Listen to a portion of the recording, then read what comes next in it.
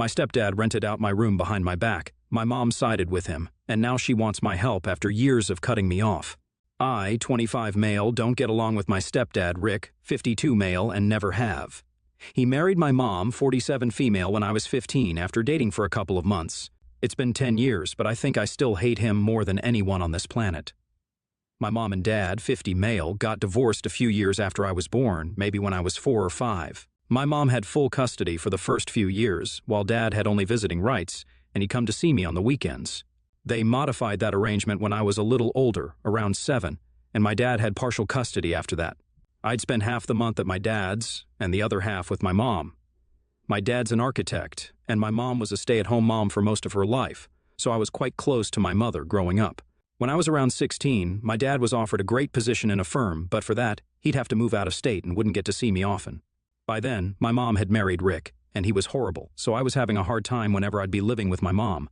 I would vent about Rick to my father constantly, so he was aware of the situation at my mother's house and asked me if I'd be willing to move with him. But I said no, because I didn't want to abandon my mother. My dad almost turned that offer down after that, but I convinced him to take it up because it was a great opportunity for him, and I didn't want him to miss out on anything for me. So, my dad left. We talked on video calls and stuff, and we'd see each other on the holidays, but I did miss him. Still, living with Rick made me miserable because he was a total bully and would make it a point to put me down every time he saw me around the house. He hadn't been that way while he was still dating my mother, even though he had been awkward around me back then. But after they got married, he turned into a completely different person, and I think it was probably because he wanted me out of their lives and was trying to make it as difficult as possible for me to stay with them. But I wasn't going to abandon my mother, so I just kept my head down and tried to ignore him, even fighting with him whenever I thought I couldn't ignore it. But I didn't leave. He wasn't just horrible to me, he was also cruel to my mom. He would push her around like she was nothing, and my mom would let him walk all over her. I tried to convince her to leave him several times, but she insisted that he was a good man and I shouldn't judge him by what I saw since there was a lot that I didn't know about him. I didn't buy it, and I believed that he was just as horrible as I thought him to be. He was also pretty jealous of my dad, and it was quite evident because he didn't allow my mother to keep anything from her previous relationship with my father. He told her to burn everything, but she didn't and kept it all in the attic. Instead, he was extremely insecure, and it would just become very obvious whenever my dad was in town to visit for the holidays or my birthday. My dad would bring expensive gifts for me, which I would parade around the house just to rub salt in Rick's wounds and make him feel even more insecure. Rick worked as a construction manager, and he didn't earn as much as my father did, which was a sore point for him. I really loved bragging about my father to rub it in his face. I didn't ever think that he'd be able to use that against me someday.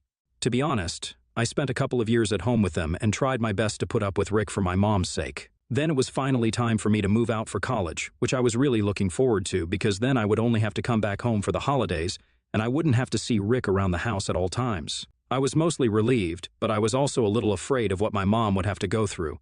But I couldn't just give up on college, and I knew that I had to go.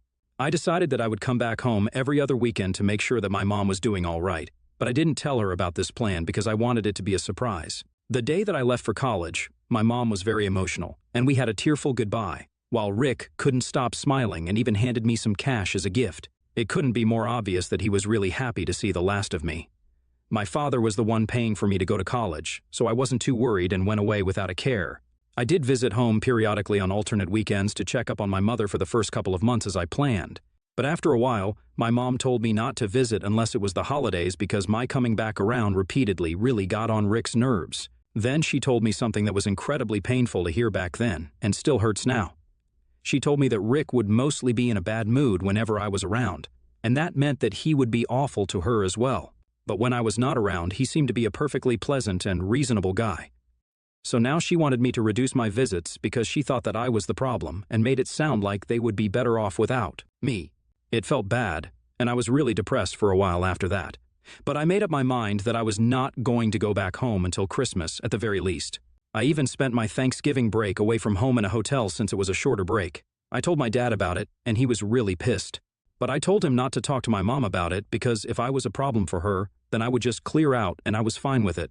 I did keep in touch with my mom, but our conversations were just not the same anymore, and after a while, it just stopped out of nowhere. So, when I finally did go back home for Christmas, I wasn't too excited to see my mom. I thought that she would be pleased to see me back home, but when I showed up, she actually seemed alarmed. Before either of us could say anything, a guy I didn't recognize walked out of the door, thanked my mom for lunch, and left. I was really confused, and then my mom explained to me that he was a tenant because Rick had given up the first floor for rent. We lived in a 2-story house, and the first floor had always been mine, so I knew that meant that Rick had given up my room for rent.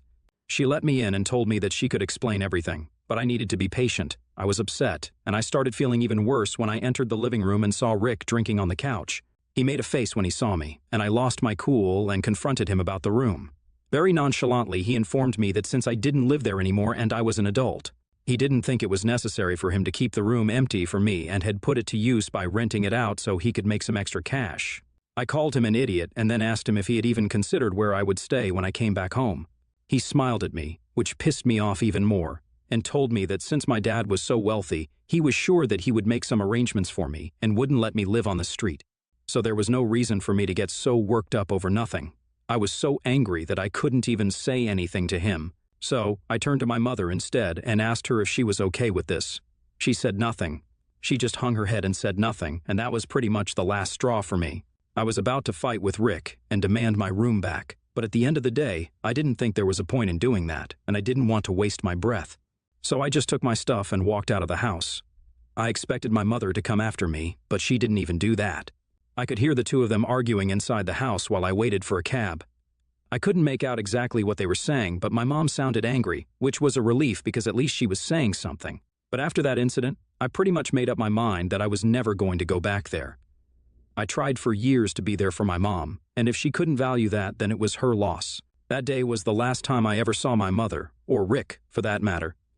Once I got into the cab, I never looked back again because I was just done with my mother. After that, I talked to my dad about what happened, and he told me that from then onwards I could just visit him whenever I needed to go back home. That's what I used to do. Every holiday, I would fly out to him. Once I graduated, I moved in with my dad. He got me my first internship and eventually my first job. I still live with him, and he's pretty much the only family I have now. I stopped speaking to my grandparents around the same time as my mother, and it was easy because we were never really that close. My dad's parents had both passed away when I was really little, so I never really got to know them. Now my dad is all I have for my family, and he can say the same for me too. We aren't sad about it, it's just what it is, and we've accepted it. To be honest, we're pretty content living with each other because he's my best friend, and I honestly couldn't have asked for a better father. Things had been going great until last week, when my mother finally reached out to me after almost 7 years of not being in touch. She reached out to me on Facebook and told me that she needed to talk to me because it was an emergency and she really needed my help. She told me to come visit her as soon as possible because this wasn't something she could discuss online. So, I responded to her and told her that I didn't even live in the same city as them anymore, and it wasn't possible for me to visit her. Then she told me that it would be okay even if I just called her and gave me her number, but I told her that I wasn't interested in whatever she had to say and left it at that. She didn't stop trying and kept texting me for the next couple of days, but I still didn't reply. So, she finally sent me a text telling me what had happened and why she needed my help. Apparently, she and Rick had taken a huge personal loan of about $80,000 from Rick's boss and had told him that they needed it to pay for my tuition. Now that so many years had passed, his boss was finally asking them to return the money, but it was a huge amount and they couldn't just give him that money. So now they needed me to pretend to be sick or something so that his boss would sympathize with them and wouldn't sue them, since they had signed paperwork and everything for the loan and had promised to pay him back with interest. It was an insane plan, and I didn't want to play any part in it. Even if I had been on good terms with my mother and Rick, I wouldn't have agreed to this, and that's exactly what I told her. She didn't reply to that for a couple of days, but then a few days ago she texted me again and told me that she was in my city and that she needed to see me. I was shocked that she was going to such extreme lengths, but I guess it figured because she was in a lot of trouble and she was counting on me to bail her out. I told her that I was not going to come and meet her because I really wanted no part of this. It all just sounded really shady and dangerous, and if she really wanted to be out of trouble, then she should just agree to pay back the amount in installments eventually and hope that Rick's boss is fine with that. But she texted me and actually said that even if I didn't want to help her out with the plan, she was okay with it. She just wanted to see me one last time since she'd come all the way here and couldn't leave without at least meeting me once.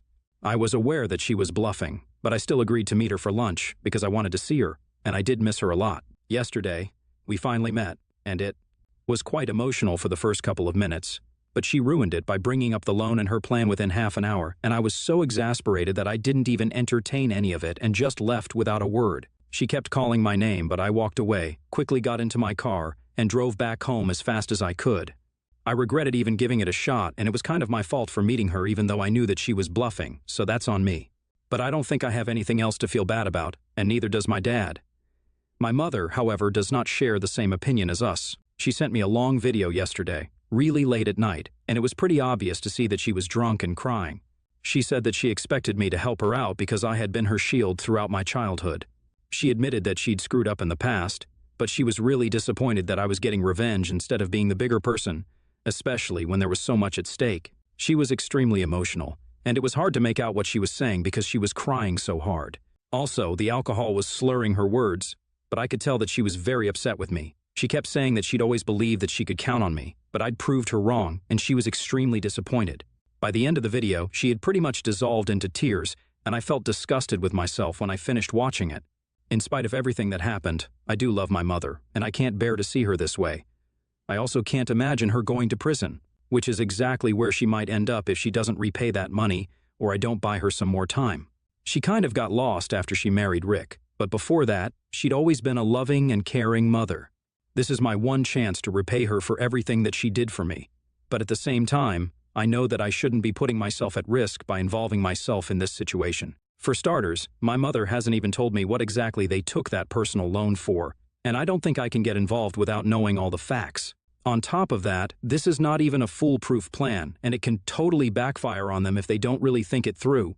Their boss isn't exactly stupid. He might be able to see right through them and call their bluff, which might be very dangerous for them. I really do want to help my mother out, but I really don't think that I should do it at the cost of my own reputation. I don't know if that makes me a selfish person or not. I know it sounds like it does, and my common sense is telling me not to get involved. But I just don't know. I don't want my mother to go to prison. AITA for not wanting to help my mom dodge legal trouble for being unable to repay a loan. Update 1. I made the very difficult decision of blocking my mother so she isn't able to contact me anymore. It was hard, but I needed to do it. Now that it's done, I feel kind of relieved. I talked to my dad about the video and everything, and he told me that it was great that I didn't fall for it because she was clearly just trying to manipulate me emotionally. She knew that I valued her more than anything in the world, and would jump at the chance of getting me to help her out. A lot of you guys in the comments said that I have major mommy issues, and I guess that's true as much as I hate to admit it. Reddit can't solve that, but therapy can, so I'm looking into therapy for now because I don't think that it's healthy for me, and I hadn't ever considered it before, but it's about time. I also did some digging and found out about Rick's boss, and all I can say is that I'm so glad that I didn't agree to help my mother out because that would have completely messed my conscience up. It wasn't too difficult to find out. All I had to do was stalk Rick's social media. He had a lot of photos with his ski workers, and the oldest guy there was very clearly his boss since he dressed differently and also just gave off that vibe. So I went to his account, and that's where I realized why exactly Rick and my mother thought that maybe pretending to be sick would make him back off for at least a while. His boss had a daughter whom he lost to cancer just a couple of years ago, and if I'm not mistaken, Rick and my mother were probably planning to make me pretend to be sick so that their boss would feel empathetic towards them and go easy on them. So, not only was it a very stupid plan, it was also extremely insensitive and cruel of them to use something like that against a person who had helped them out. After I found out about that, blocking my mother was pretty much a piece of cake. I didn't know whose idea it was, but whoever came up with that was a disgusting human being. And whoever agreed to it was even more disgusting. Really, I'm just so glad that I didn't fall for any of my mother's strategies because I'm just beginning to realize how manipulative and cunning she is as a human being. I never needed to protect her. I was the one who needed to be protected, and she failed miserably at that job. So, it's safe to say, I don't necessarily feel very guilty anymore, especially not after I realized what they were planning to do and why they were so insistent on using me to accomplish this disgusting goal of theirs. They deserve whatever punishment comes their way. Update 2. Since my mother couldn't contact me, she decided to get in touch with my dad instead. It was quite a surprise since they haven't spoken for about the same amount of time, or maybe even longer now that I really think about it. He told me that she pretty much told him the same things she said to me and was trying to get him to sympathize with her and convince me to play the part that she had asked me to. But he told her very clearly that I wasn't interested and I was a grown man, so she couldn't exactly force me to do something that I wasn't interested in. She also tried to yell at him and say that he was being unfair and that she had a lot at stake here, so he needed to realize how desperate she was, as if this was somehow our fault. But my father was very firm and didn't budge. In fact, he even told her that if she bothered us again, Then he would take matters into his own hands and would make sure that her husband's boss got to know exactly what she was trying to do behind his back to avoid repaying the money. But even that didn't seem to faze her, and she told him to go ahead and see if she cared, probably because she knew that we wouldn't stoop to that level. She did ask him to pass on a message to me, though, which he did. She told my dad that she wanted me to know that they hadn't borrowed that money to do something shady or frivolous, but they were actually about to start a business of their own. She was trying to get back into work after a really long time. However, unfortunately, they got scammed out of their money and couldn't invest, which is why they were in such trouble now. They didn't want to get banks involved because they wouldn't be as lenient as Rick's boss had been, and they couldn't tell their boss the real reason why they needed the money because then that would be a conflict of interest. So they had to lie about it, and now they dug a grave that they couldn't get out of without my help. She was really desperate, but I made it very clear that I couldn't care less. They'd been nothing but cruel to me all their lives, and now I wasn't going to be stupid and get involved in something like this just to rescue them. I didn't like them or respect them, and I certainly didn't owe this to them like she'd been trying to get me to believe so far. I was out. She wasn't my family anymore, and so she needed to stop thinking that she could count on me. She couldn't, and she most certainly shouldn't be delusional. Update 3. Hi. I finally heard back from my mother after almost 3 months of her being completely AWOL, and I learned that she's going to try and pay back the loan and she doesn't need my help anymore. She wasn't nice about it, obviously. She was pretty rude and actually said thanks for nothing in the message that she sent me. She used a different number since I'd blocked her previous one. But I guess this was important enough for her to actually get a new number for. It was just the usual. She told me that she was disappointed in me and she never wanted to see me again, which I was okay with because why would she even want to see me after whatever happened? She also said that she and Rick had sold the house now and were living in a smaller apartment, and she made it sound like it was my fault, which I don't even understand how that works. But I guess she can always just find a way to blame me for everything that goes wrong in her life at this point. I shouldn't even be surprised. The bottom line is that I'm now finally done and that we don't have to talk to each other again. She hates me. I hate her. End of discussion.